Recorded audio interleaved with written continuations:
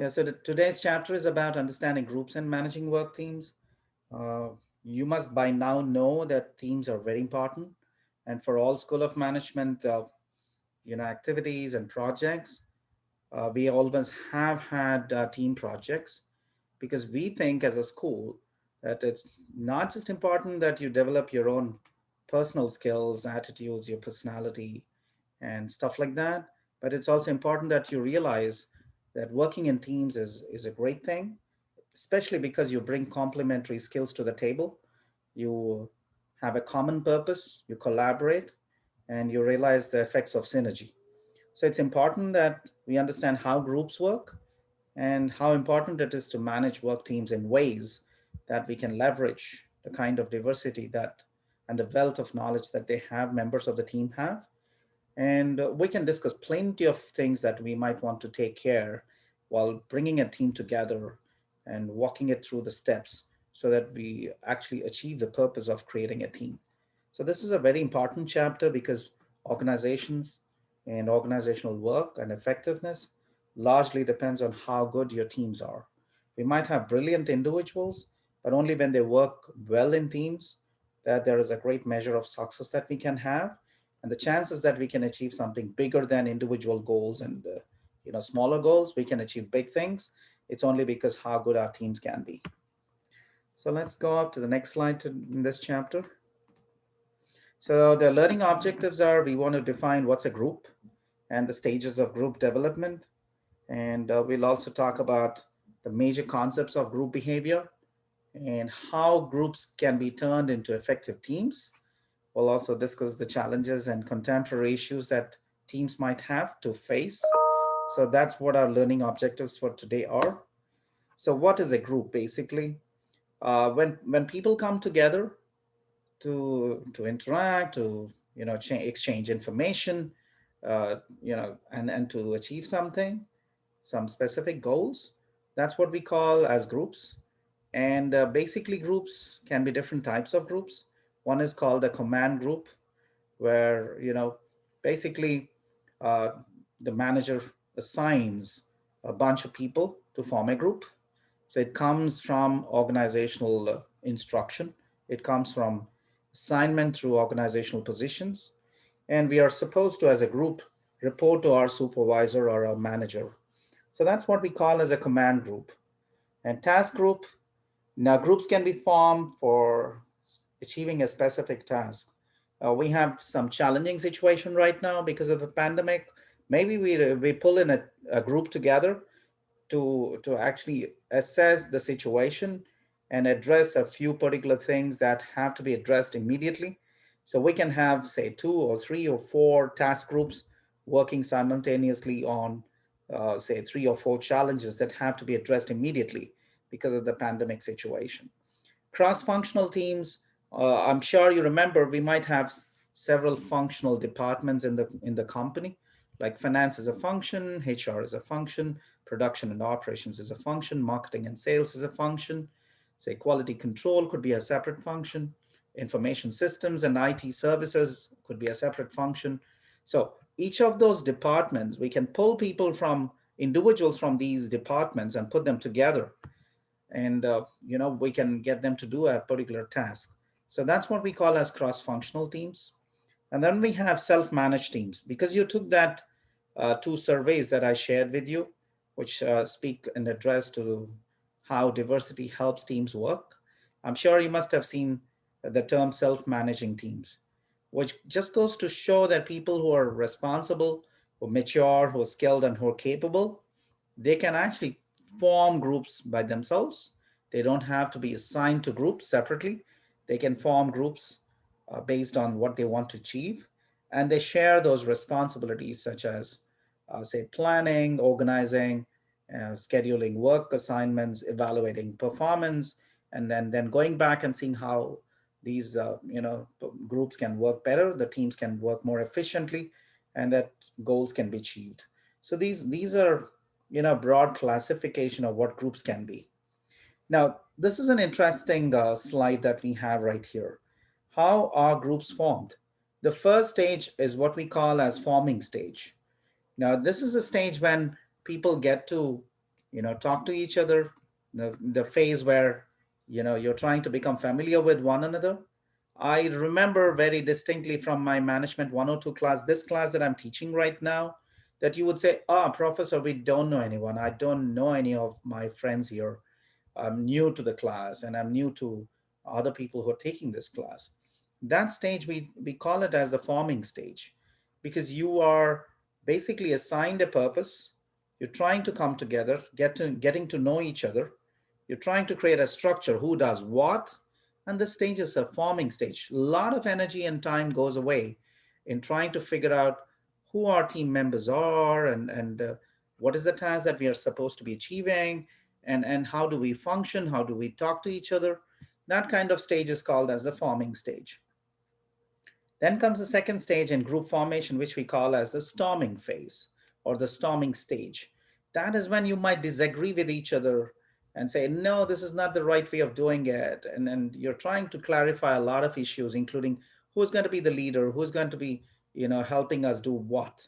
So that stage we call as storming phase, because you have a lot of differences between group members. And uh, and that stage is a very challenging phase, because you're trying to figure out who should be doing what. By the way, guys, if you have questions in between, please stop and ask me, okay? And then when we come down to the third stage, which is called as the norming stage, that is when you're trying to build cohesiveness in the team itself. You know each other very well now.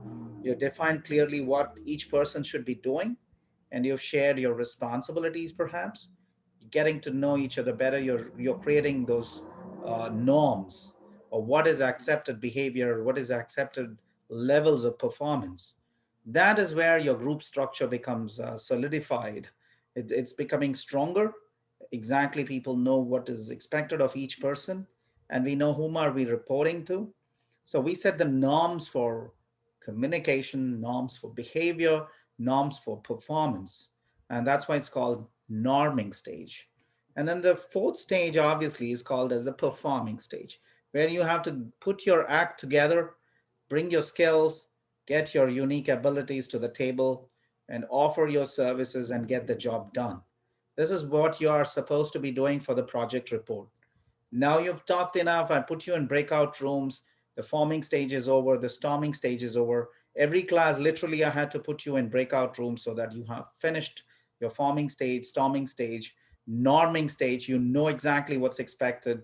You know whom you're reporting to, what kind of tasks have to be accomplished. Now is the phase you have to get it done, and do it quickly, because we are running out of time. You know your team project is due for submission on the 5th of December, and then we have Thanksgiving holiday right now coming up. So obviously, please start working on your team project, get it together.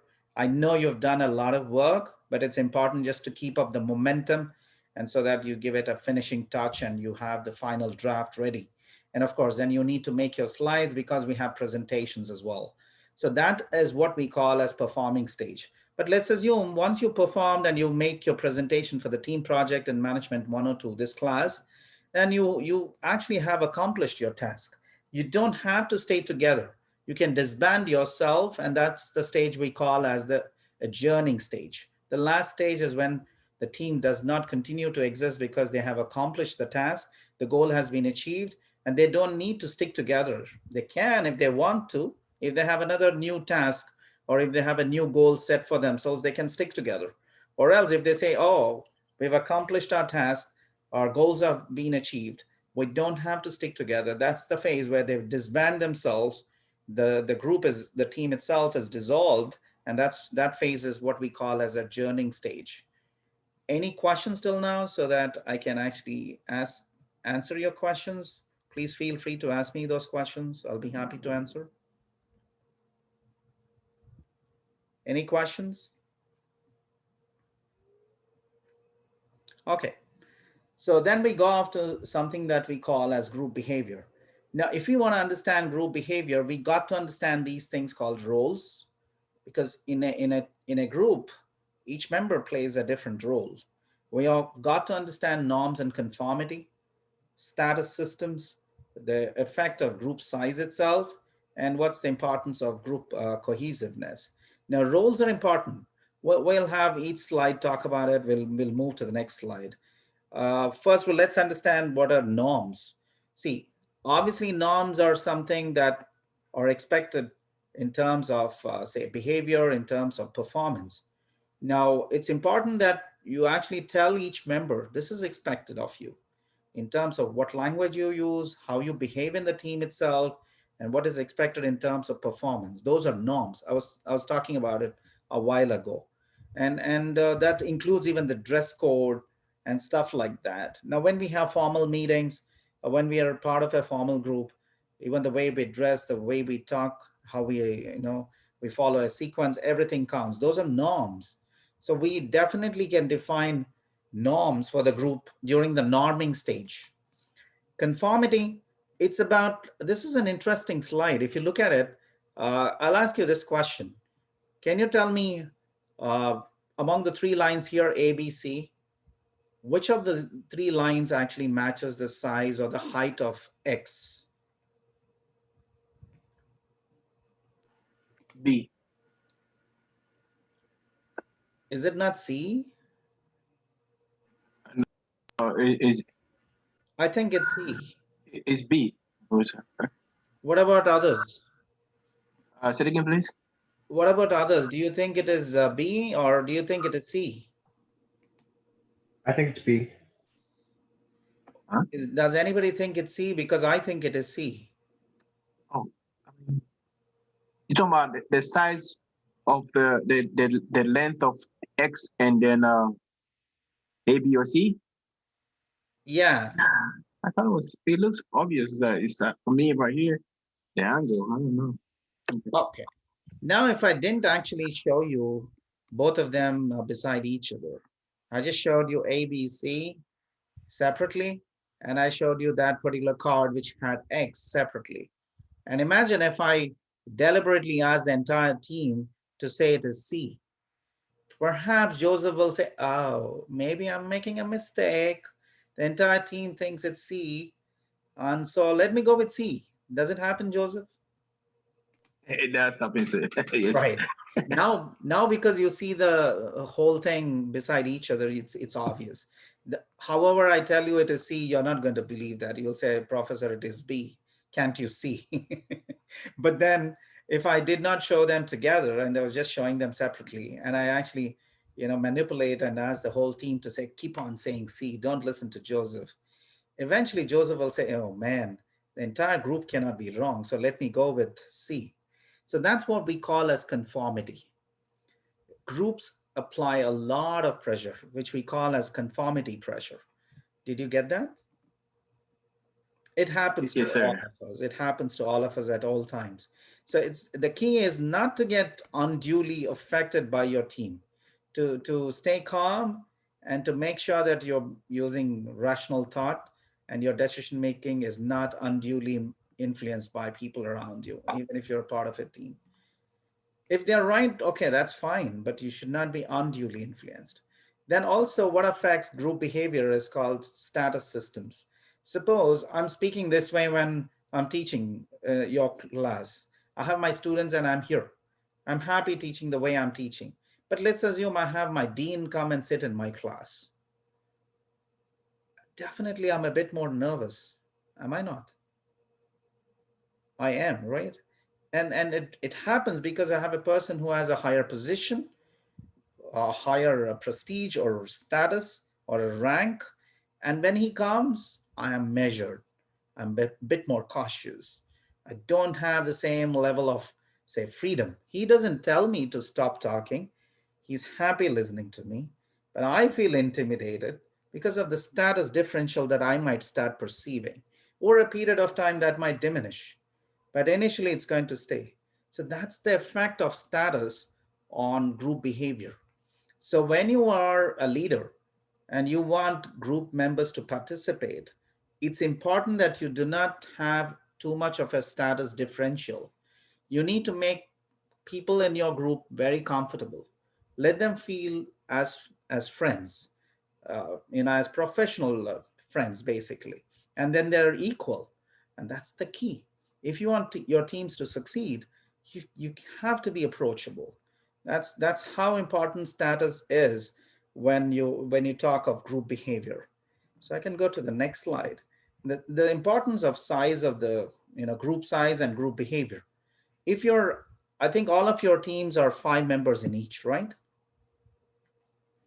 I made sure that all of you have 5 members in each of your teams, because 5 members, I think, see, look at the points which are here.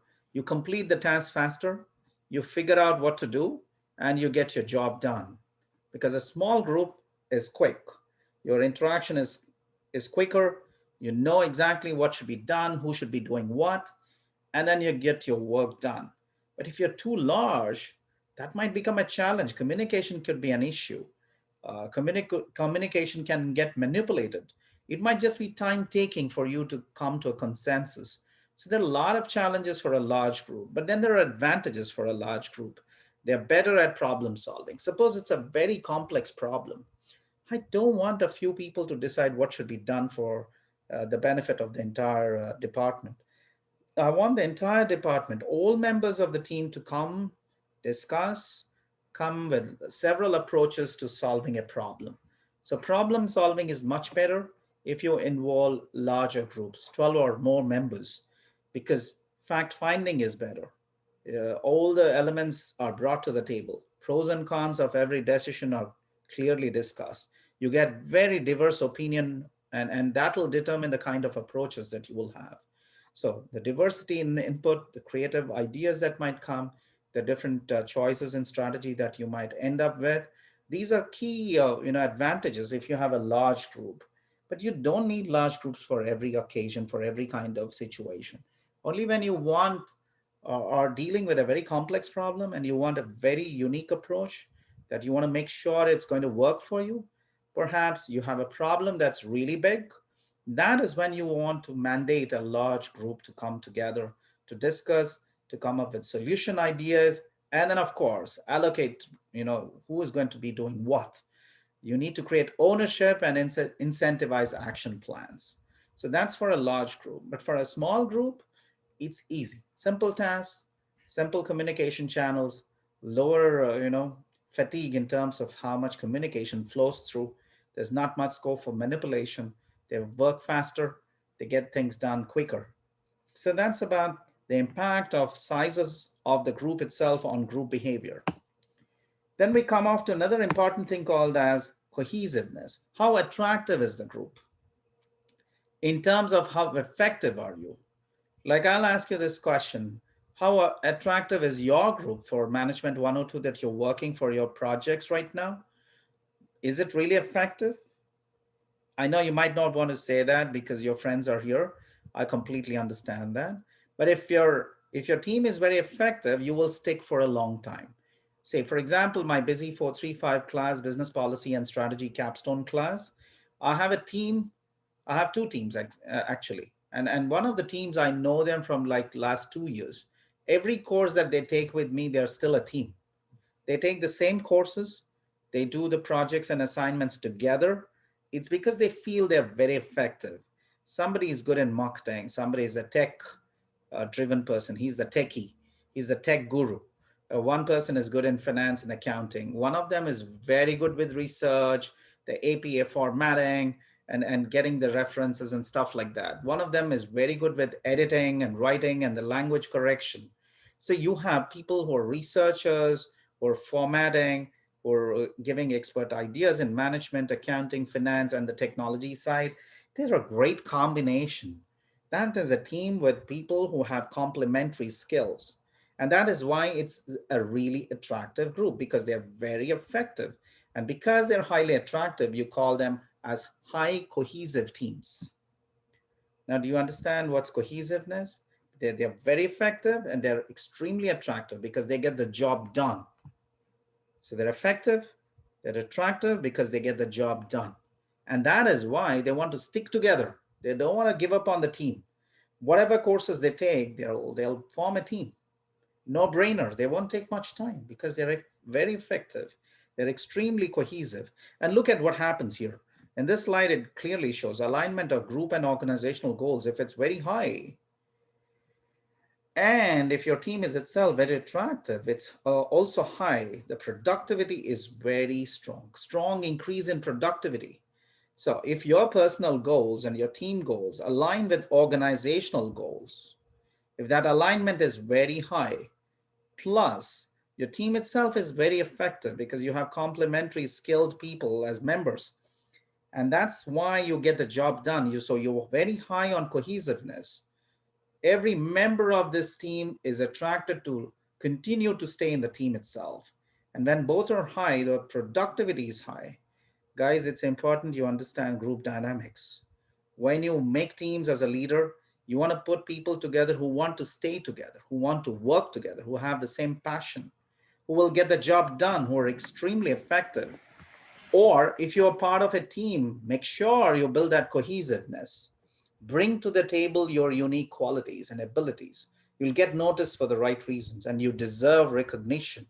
And that is why it's key that you understand high cohesive teams that are highly aligned in terms of their goals with organizational goals evidence strong increase in productivity.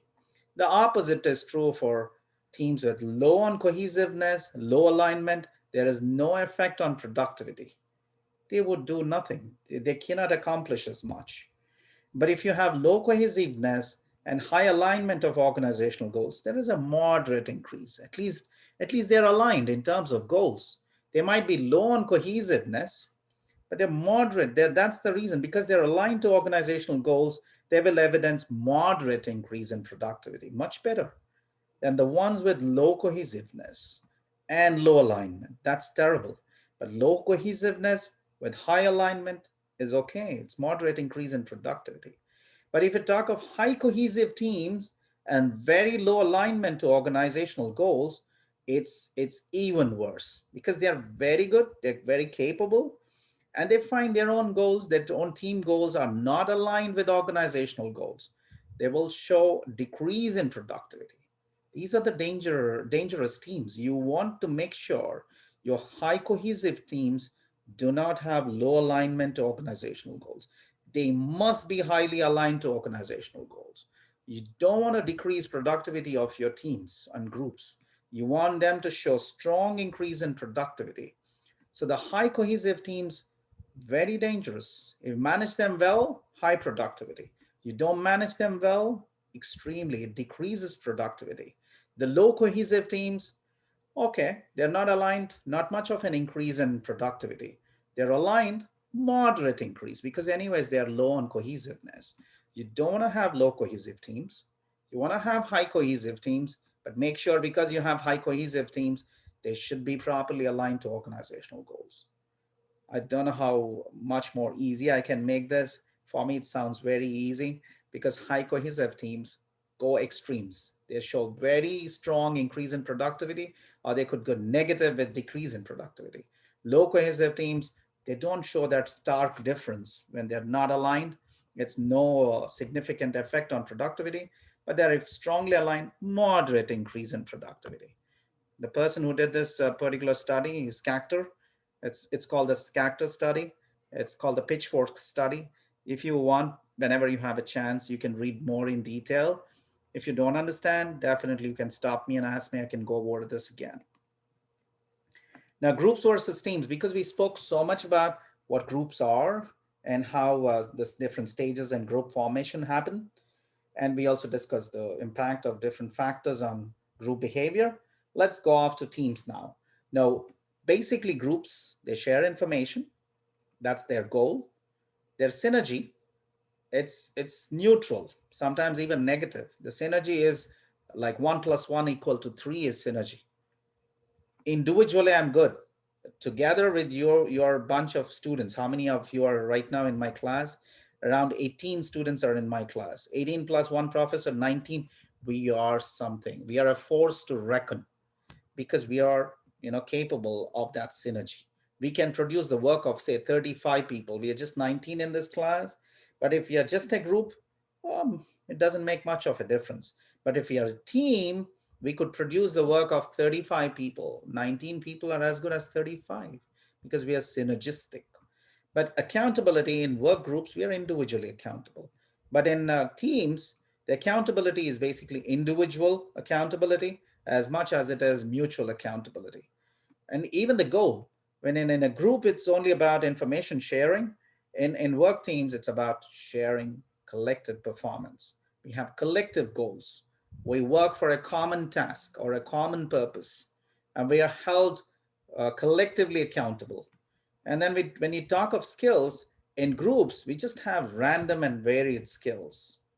See, that's why I was not very keen on making you into teams. Because if you form your own teams, it's much more attractive. It's cohesive. You know why you are good as a team. If I make you a teams, that's random. Your skills, maybe all of you are good in the same thing. You will not be a great group. But if you know exactly that you want to have complementary skills, one is good in finance, another one is good in marketing, one is good in research, one is good in writing, one is good in, creating those kind of slides and presentation effects, you'll be a great team. That's synergy. So, to my understanding, it's not your professors who should create your team like the way I did, because I don't know you either. But if you get to talk to each other, communicate with each other, and understand your skills, and then form your own team, and you form it based on complementarity of skills. If you can create teams based on members who can share complementary skills, you created a great team which will achieve what? Synergy, which will show individual and mutual accountability. Your goal accomplishment must be much more easier and much more effective. And that's because groups struggle to communicate. They struggle to achieve something big. They don't have synergy. But teams, yes, they do. So I hope you understand working in teams is a challenge, but that's what all organizations are made of. Here it says this: Fortune 500 companies have at least half of their employees on teams, and more than 70% of US manufacturers use work teams. It's imperative that you have to learn to work in a team. I can't simply say, I don't like to work in a team. Can I do this alone? Sometimes we do things alone better. I don't disagree with you. But if you want to join a company and be a high performer, I think you have to learn the skill of working in a team. Now, types of work teams, there are several types of work teams. Problem solving teams, when you have problems, how do you solve them? And those are problem solving work teams. Self managed work teams, where people don't have to be, the teams don't have to be told what is that they have to accomplish. They decide what are the problems that have to be solved. They also, decide together what approaches, strategic approaches to be, taken up to solve those issues. The analysis of data is but done by the teams. Action plans are drawn by the teams. Implementation, execution of actions is done by the teams. Evaluation is done by the teams. Corrective action is taken by the teams. So those are called self-managing work teams. And then you have, I also explained to you, cross-functional teams. Teams that are made of people from different departments like finance, marketing, production and operations, quality control, HR, information systems, and stuff like that. So when you bring people from different departments and put them as a team, you call them as cross-functional team. You can create cross-cultural teams. Suppose you bring in people from the same company, but each of them belong to a different cultural background. So you pull people from, say, your Chinese operations. You pull people from employees from your Australian outlet, and you can pull people from other parts of European Union and headquarters from the US. Pull them together and bring them and make them a team. It could be a cross cultural team. And I think most teams today are cross cultural.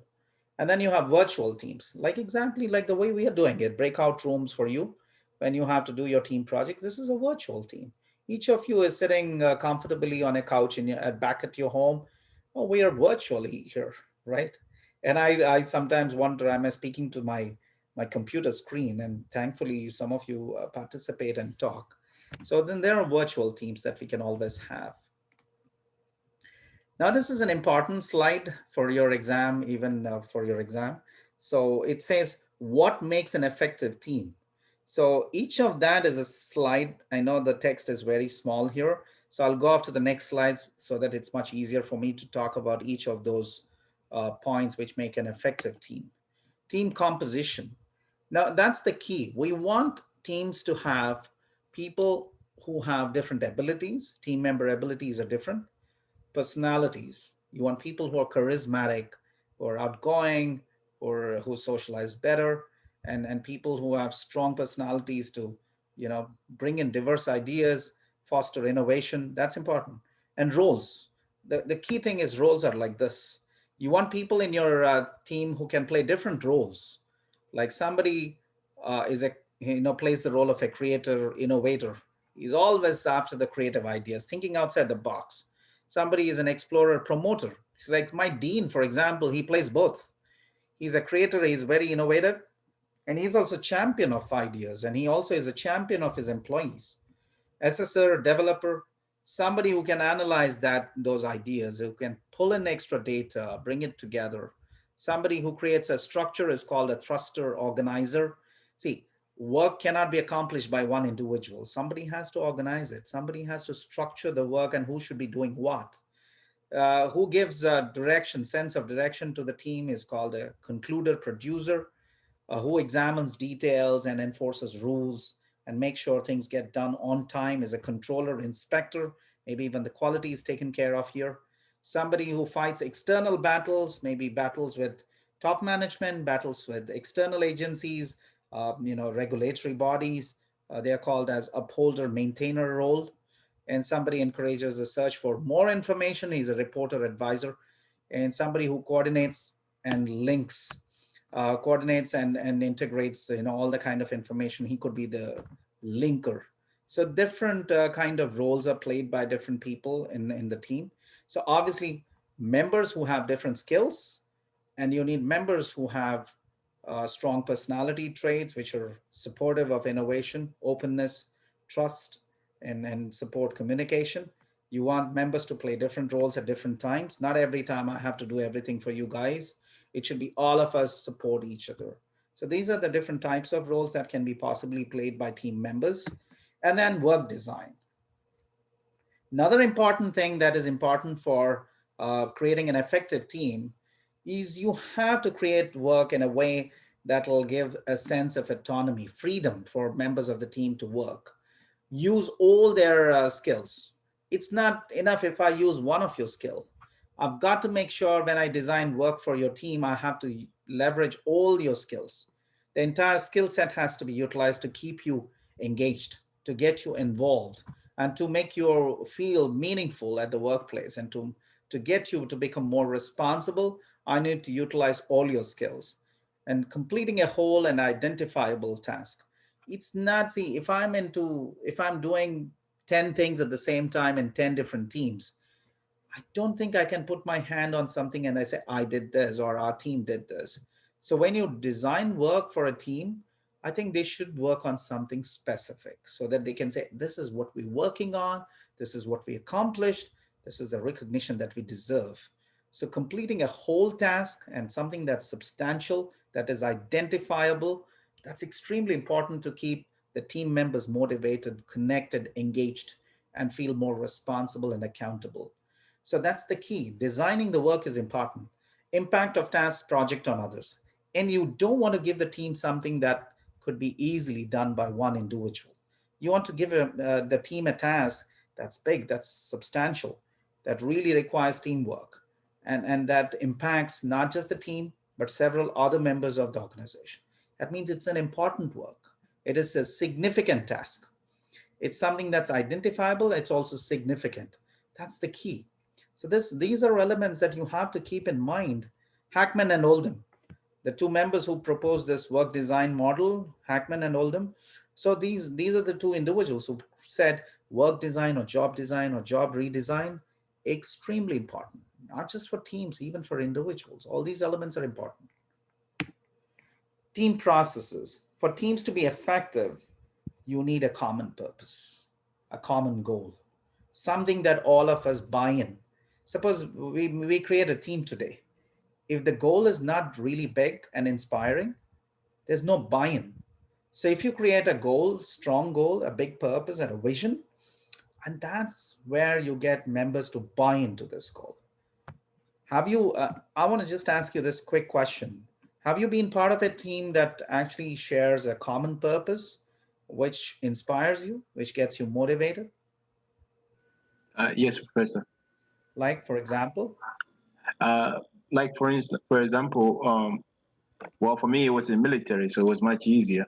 Right. So we had a common goal, and the goal was to get in there, complete the task, and safety was number one priority. So everybody was taking care of each other because the safety was our number one paramount priority, because that is what determines whether the stakeholders will let us go back into doing the same missions again.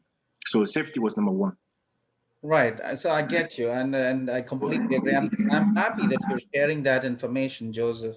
It's because if you haven't had the opportunity to work in a very effective team, you do not appreciate the importance of teams. And I'm glad Joseph is here, who has been part of an effective team for him to share. Yeah, Professor, you're not just speaking theory. Yeah, what you're saying actually is practical, and it really matters at the workplace. Now, I'll ask you this question, Joseph, because you spoke about it. How often did your team feel that they were capable? Um, how often within during the mission? Yeah, within the mission, within your team, how often did you think, yeah, we are capable, we can do this job? Oh, from the start, because when we got briefed and we feel like we are each other's brother or sister, then the weight on rested on everybody's shoulders, and it became the main focus. For, in other words, I can't go out and say I want to dissect somebody if I don't know what I'm doing. So the what motivation was that we gotta go in there with safety mindedness. So safety what became what motivated us to not only do the right thing, but also to care for each other as we get there. Okay, and I'll ask you this question as well. How did you manage conflict, if at all you had some conflict within the team?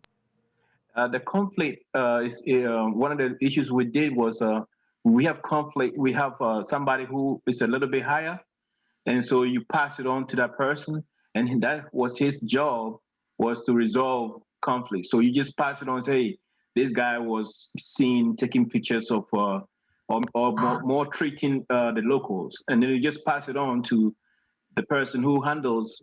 So everybody was tasked with different thing, and so basically he will handle that, and then we'll just keep on moving as a unit. I know, because you're telling some really interesting experiences. I might want to push a little further and ask you this question. How many times were your conflicts, the team conflicts were based on work-related issues versus something that was personal? The personal ones were very unique situations, and it requires unique attention. And because, for instance, if somebody hasn't seen a dead person before and they react in a different kind of way compared Right. to some situations that it's about the job itself. So, like the person who is in charge, sometimes he may call upon somebody to come in and assist in doing some counseling or helping with the resolution of a situation. Because some situation might come as very unique and will require more than one person to resolve it. Got it. So, and thank you for bringing those experiences to discussion. And team processes also focus on minimizing social loafing. You don't want people in your team who do nothing, and they're free riders on someone else's efforts and contributions. So obviously, if you want your team to be effective, make sure that everybody is participating, everybody is trying to contribute, and encourage participation, because you don't want few people not to be doing anything, because that's going to upset the entire group members who have been doing so much. So obviously the cohesiveness is going to fall away if you have a few members not doing anything. So you want to minimize that kind of social loafing. Get everybody engaged. As a leader, you might want to make sure that everybody is part of the discussion. Everybody is integral to decision making. Everybody is also integral to implementing whatever has been decided by the team. So these are team processes that you as a team member or you as a team leader must be aware of if you want your teams to succeed, if you want to achieve those synergies in your team itself. So obviously, when I say your teams must be effective, teams must succeed, member selection is a key. You don't want to be selecting the wrong people to be part of your team. You're going to waste a lot of time and effort in trying to, shape their behavior and create the kind of attitude, the right approaches for such a member, because he or she is not capable of being a good team member. They don't have set of skills that they require to be an effective team member. And of course, for some people who are okay, who are at least willing to learn, you might want to give them an opportunity to improve their team working skills. And how do you do that? By extensive training. So show and demonstrate to people that working in teams is really effective, and individually we can do nothing.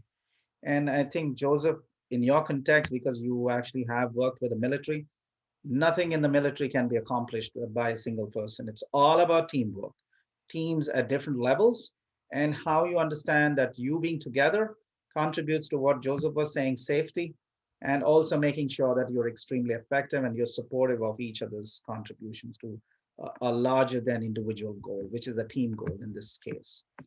Again, a very important element for teams to be effective and continue to be effective, you create the reward systems. Once you set goals, you create the right set of people, train them, create the processes that help teams work seamlessly. You might want to make sure that your compensation, your rewards, both external and inherent, internal, whatever you call extrinsic rewards or intrinsic rewards, they must be there. And Joseph did mention that, say, the kind of bonding that they had within team members is all the intrinsic rewards that they had, sense of belongingness, feeling that you're part of the team, that you're part of a, family of professional friends that you have, personal development opportunities. You learn so much when you're in teams. And then the sense of satisfaction that you get when you help others. And that's what is the best part of being in teams. You celebrate people's success, you celebrate team success rather than just celebrate all by yourself for individual success. And then you have promotions, increases in salaries, incentives, bonuses, other forms of recognition. That has to be there if you want to incentivize teams to continue to be effective and work and contribute to organizational goals. Reward systems is a must. Then you have the last objective for today's class, which is contemporary issues that you might have. So sometimes global teams, when you're talking of teams that are from diverse backgrounds, people from different backgrounds, there are people who say disliking team members.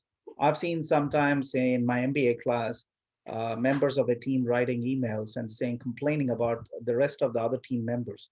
That's the sad part. Disliking team members, mistrusting team members could be an issue. Stereotyping.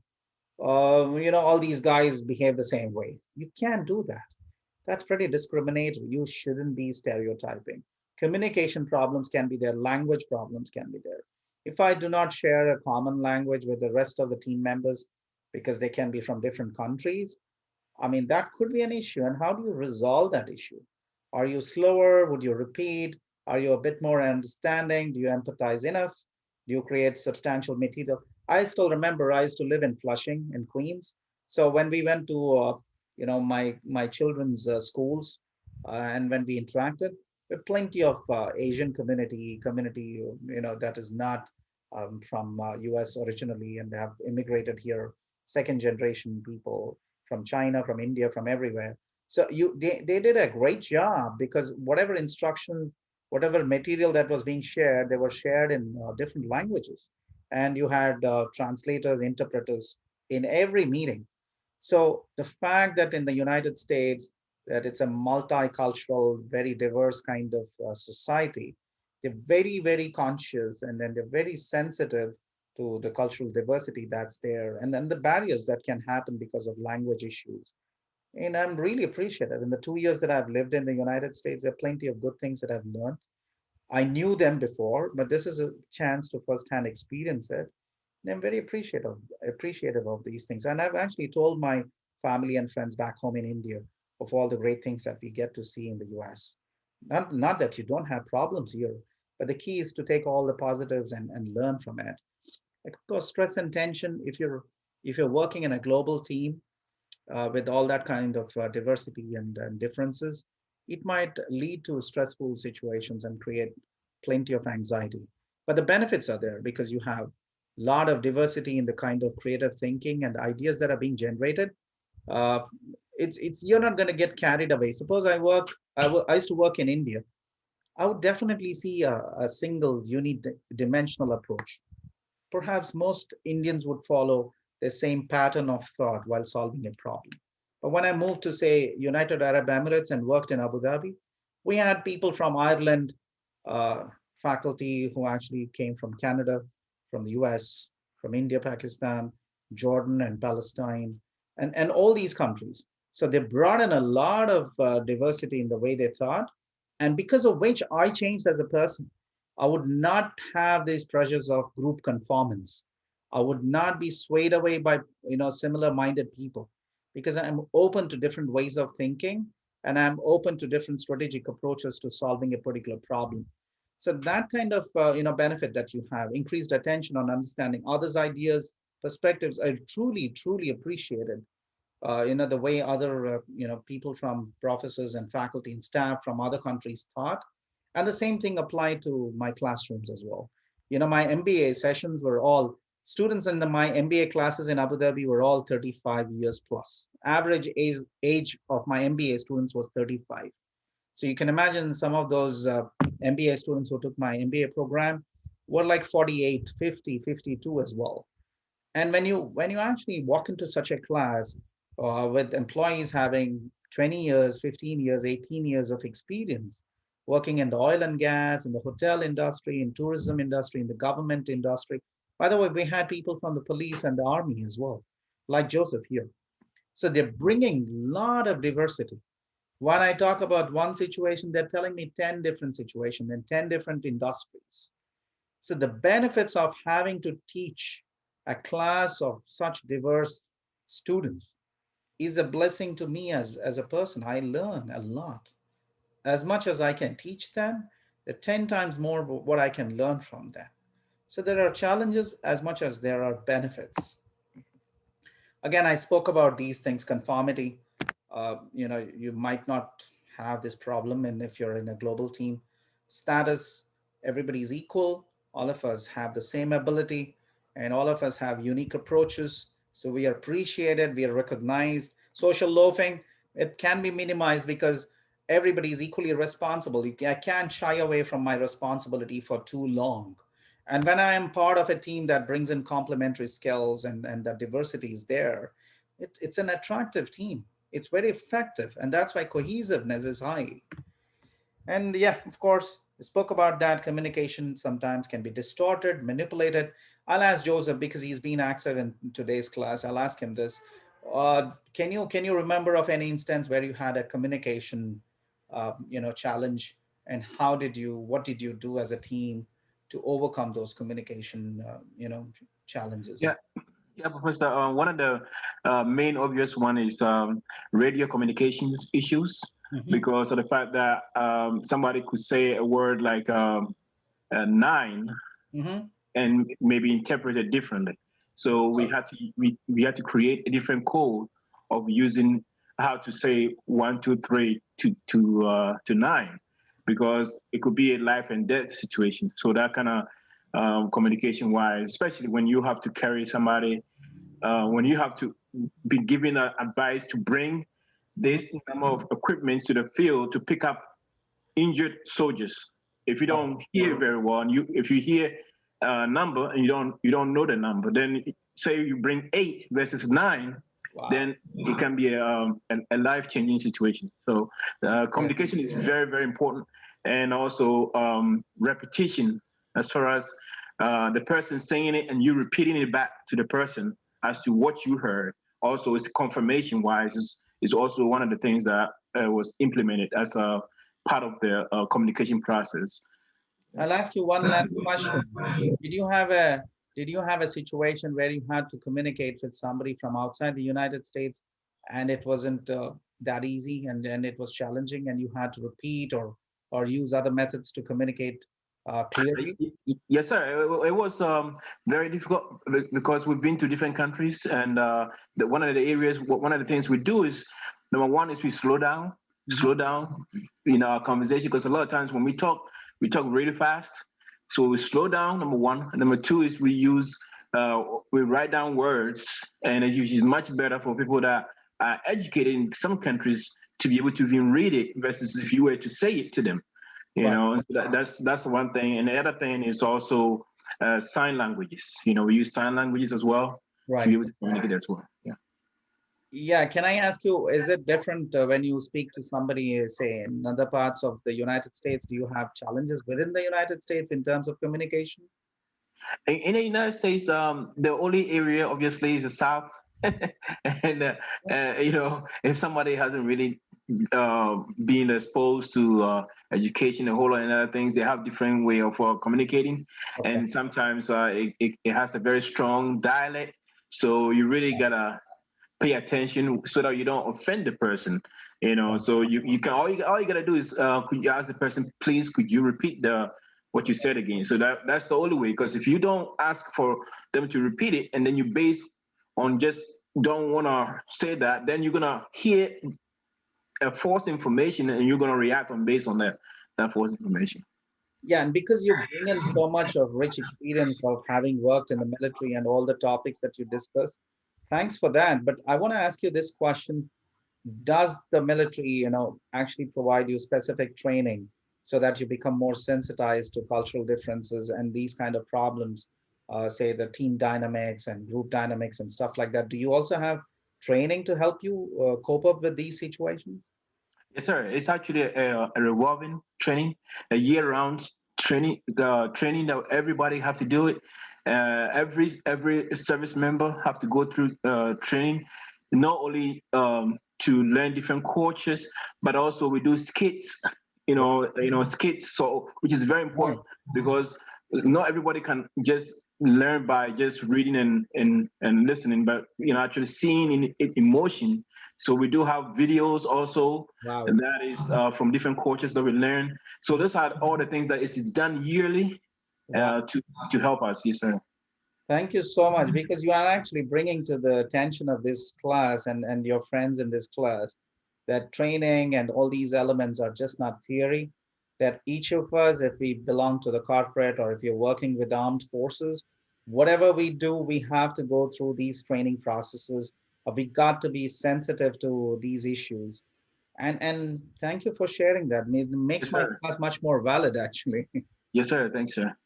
Yeah, and then the last slide here, when teams are not the answer, sometimes you have situations where teamwork is going to take forever and you might not get the job done. So sometimes you might want to say, this is your work, and assign a specific person if he or she has to be doing something, instead of simply saying, every time you go, fall back onto the team, because that's going to take a long time. Does the work create common purpose that's more than the sum of individual goals? Maybe not. And if the answer is, yeah, it's not going to create the synergy and we are not going to really require the team here, just give it to the individual. They'll do it faster. Is there dependence between the tasks? Maybe. If the answer is no, when whatever we are trying to accomplish doesn't require inputs from others, then just assign the work to individuals. So in certain situations, you might want to ask these questions.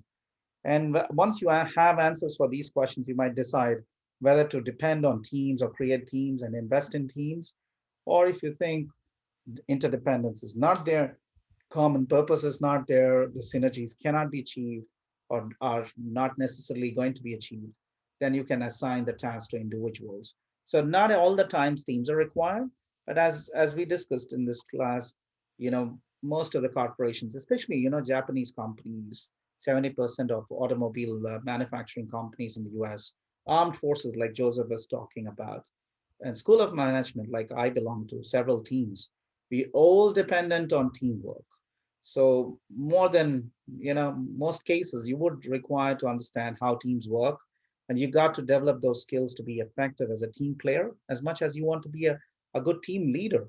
You will play both the roles at some point of time in your life. So be a good team player, because once you understand what it takes to be a good team player, you give yourself a fair opportunity to realize what it takes to be a good team leader.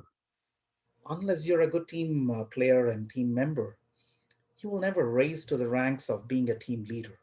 So you got to learn the tricks of the trade and understand the nuances that are really required and the skill sets that are really required to be a good team player first.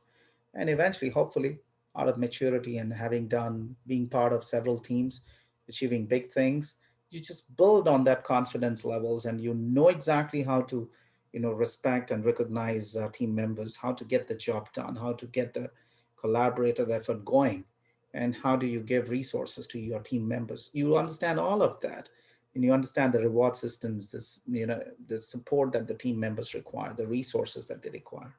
So once you get the feel of that, you'll really eventually become a very good team member as much as you will become a good team leader. So if you have questions on this chapter, please feel free to ask now.